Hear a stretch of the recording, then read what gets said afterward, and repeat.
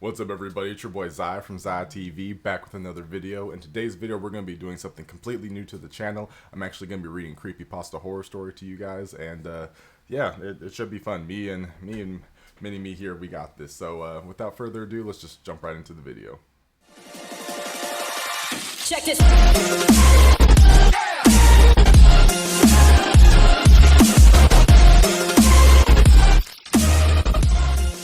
Alright guys, and real quick before we do get into the video, if you want more horror content, you like being scared and like being entertained as well, then make sure to hit that subscribe button as well as turn on the bell so that way you are notified whenever I do upload. I do upload every single day, so make sure to come back tomorrow for tomorrow's video as well. It might be a horror story, it might be something completely different. You'll have to come back tomorrow to find out. Also, make sure to watch to the end so that way you can learn how you can get your comment featured in an upcoming video, as well as there will also be the featured comment at the end of the video and a couple more things. So make sure to watch till the end for that. Without further ado, Mini Z, take it away. My dad keeps going out to the woods at night. This time, he didn't come back. Written by Christopher Maxim. I was just a kid. I didn't know any better. Even if I could go back, what would have I done differently? Could I have changed what happened? Could I have done anything at all? Probably not.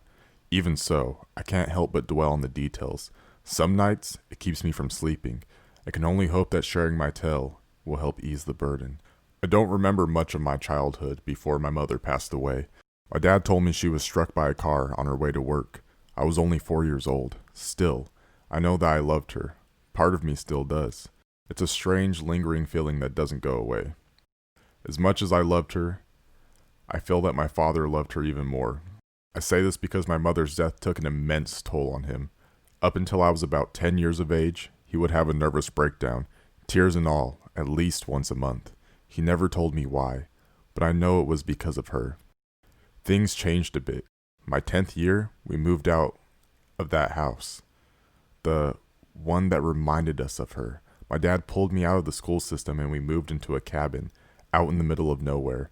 It may seem a bit drastic, but it was clear that my father needed a change. He wasn't doing so well. Because of this, I didn't question his actions. From that point on, we lived a simple life. My dad took odd jobs here and there, and seeing as we lived up north, selling firewood was sufficient enough to supplement our income.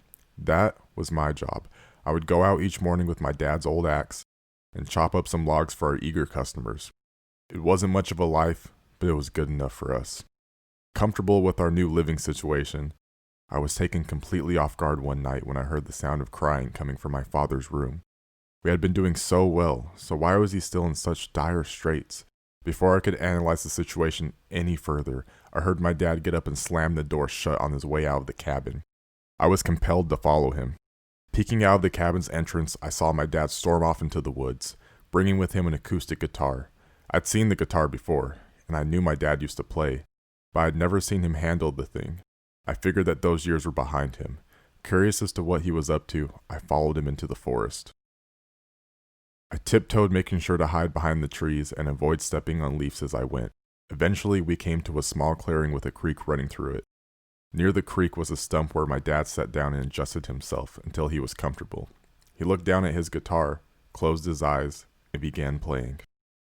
I stood in awe of what I was hearing, a haunting mixture of melodious vocals and the rustling of trees and the wind filled the forest. I knew he played, but I never knew he could sing.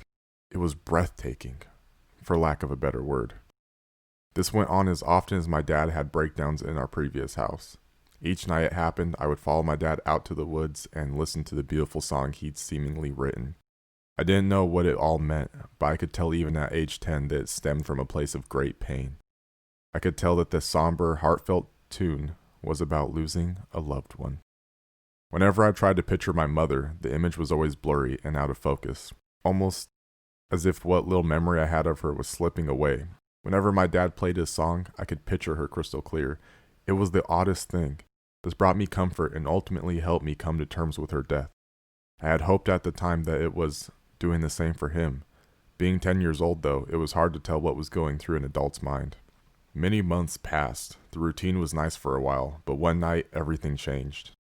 I heard the usual swing of the cabin door followed by a swift crack against the door frame.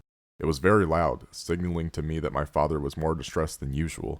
I hastily made my way to the door in an effort to follow him, but I stopped for a moment when passing his bedroom. The door was open just enough for me to see the guitar leaning up against his bed. How peculiar. I wondered why he'd left it behind. In truth, there was only one way to find out. My dad was already at the creek when I arrived. He sat on the stump, motionless and quiet. He was in a sulking position, and his eyes were closed. Without his guitar or voice, the forest around him was void of sound. The only thing I could hear was the water in the creek as it trickled by us. Soon enough, my father began singing. I could tell it was the same song he had always sung, but it sounded off. Without his guitar, his voice was muddy and out of tune. There were some awkward highs and lows that made my stomach turn. Though his eyes were shut, I saw tears force their way out and watched as they swam down his cheeks. Eventually, he stopped singing and broke down crying. What happened in the following moments will stay with me forever. As my father wept, something strange happened. A milky white fog danced across the river. At first, I thought my eyes were playing tricks on me, but eventually, the white smoke gathered above the creek and took shape before my eyes. It was a spirit. No ordinary spirit, mind you. It was my mother. My father stopped crying and instead began shivering. He opened his eyes and looked up to see the specter. He almost fell backward in fear. The ghost of my mother reached out and began choking my father. His face went from red to blue before my mom stopped. He fell to the ground and vigorously gasped for air. I couldn't bring myself to lend a helping hand. I was stuck in a petrified state. My father tried to crawl away, but it was no use. My mother began clawing away at him. She tore through his clothes and eventually his skin.